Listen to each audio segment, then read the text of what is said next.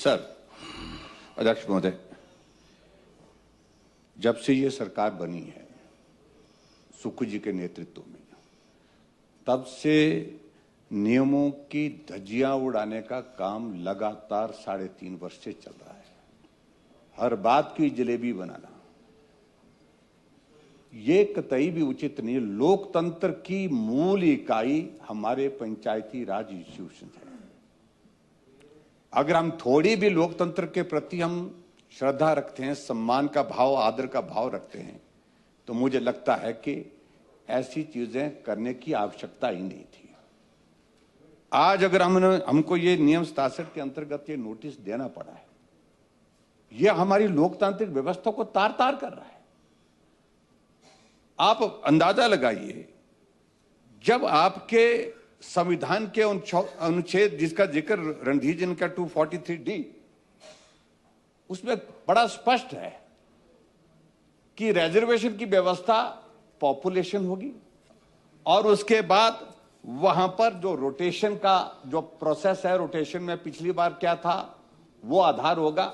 इसके सिवाय किसी को कोई डिस्क्रिशन नहीं दी गई थी और एक पारदर्शी तरीके से आज से पहले पंचायत के चुनाव से पहले नगर पंचायत, ये म्युनिसिपल कॉर्पोरेशन के चुनाव से पहले जो डाटा कंप्यूटर में फीड किया जाता था, उसके आधार पर ऑटोमेटिक जो है आपके पास रिजर्वेशन का रोस्टर बन करके तैयार आता है कि यहां पॉपुलेशन महिलाओं की ज्यादा है, महिलाओं की होगी, यहां एससी की पॉपुलेशन के हिसाब से ये वार्ड एससी के लिए जाएगी। एक बात खत्म है। एक क्लैरिफिकेशन था, लेकिन एक क्लैरिफिकेशन, ये तो सारे प्रोविजंस जो रणधीर जी ने रेफर किए मैं मानता हूँ, आई एडमिट। जो एक पॉइंट नेगी जी ने उठाया है कि हमारे पास अवेलेबल सेंसस 2011 है, 2011 है, 2011 सेंसस और आज सेंसस शुरू हो रहा है आज से। जब हमारे पास लेटेस्ट सेंसस नहीं है और कॉन्स्टिट्यूशन के ये प्रोविजन साइलेंट है उसके ऊपर कि आपको कौन सा सेंसस लेना है, लेटेस्ट सेंसस लेना है या पहले वाला सेंसस लेना है, बड़ा स्पष्ट है अध्यक्ष महोदय इसमें। तो इसमें जो सेंसस अभी तक जिसके ऊपर रिजर्वेशन रोस्टर आ रहा है 2011 का सेंसस है और अब 2026 का जो सेंसस है वो एवेटेड है। तब उस परिप्रेक्ष्य में नेगी जी का जो पॉइंट है उसमें वजन है कि वो विंडो जो है एक डिप्टी कमिश्नर को जो है 2%, 2 पंचायतों में 5% की दी गई है, विंडो दी गई है। पर अब आप इस पर क्या बोलना चाहते हैं कि जब ये जो सेंसस है लेटेस्ट सेंसस इसको ना देखा जाए? अध्यक्ष महोदय अभी आना है ना, पंचायतों में हो चुका है। प्लीज अध्यक्ष महोदय, बड़ी क्लियर व्यवस्था है, इसमें कोई कंफ्यूजन, इसमें मैसअप करने की कोई आवश्यकता नहीं। मुझे लगता है कि कोई कंफ्यूजन की जरूरत नहीं इसमें। जो एग्जिस्टिंग है चुनाव उसके आधार पर होता है। एग्जिस्टिंग 2011 है हमारे पास सेंसस, उसके आधार पर हाँ जी, और लेटेस्ट, और उसके बाद आपको तो अध्यक्ष महोदय जब नया सेंसस कंप्लीट होने के बाद जो है वो नोटिफाई होगा, उसके बाद अगला जो है वो सेंसस बेस्ड बनेगा। अभी तक हमारी सारी चीजों के लिए, चाहे जो भी हमको रिजर्वेशन का विषय है, इसके अतिरिक्त जो है पॉपुलेशन का डाटा जहां भी किसी चीज में इस्तेमाल होता है, बेस 2011 का सेंसस है।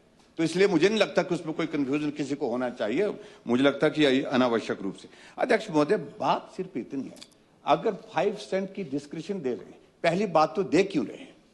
कोई रह गए हैं, मित्र रह गए हैं जिनको पंचायत का चुनाव प्रधान बनाना, जिला परिषद का मेंबर बनाना, तो आप स्पष्ट कर दीजिए। इसके अलावा और कोई होता नहीं है, इसमें सिस्टम नहीं होता है। दूसरी बात, अगर डीसी को अपने 5% की पावर दे दी, महिला के लिए आरक्षित सीट को उन्होंने जनरल कर दिया, तो महिला की सीट कौन सी रिजर्व होगी, वो कहां किस कोने में चले जाएगी, इसका आपको आकलन है क्या?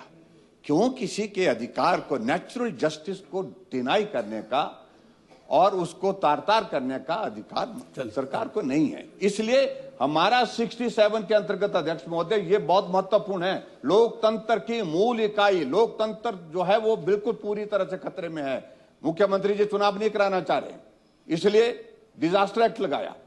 हाई कोर्ट में गए, सुप्रीम कोर्ट में गए, उसके बाद फैसला आया। और अब ये जो चुनाव हो रहा है, प्रेयर कर लो ना, कोर्ट के प्रेयर कर लो कि प्रेयर कर लो, इसको भी बाधित करने का प्रयत्न किया जा रहा है। आप प्रेयर कर लो कि इसको एक्सेप्ट करो। बिल्कुल, हम ये कहेंगे कि इस पर चर्चा होनी चाहिए, इसको स्वीकार करना चाहिए। मुख्यमंत्री महोदय, और इसमें कोई, मेरा आपसे निवेदन है कि कम से कम इतना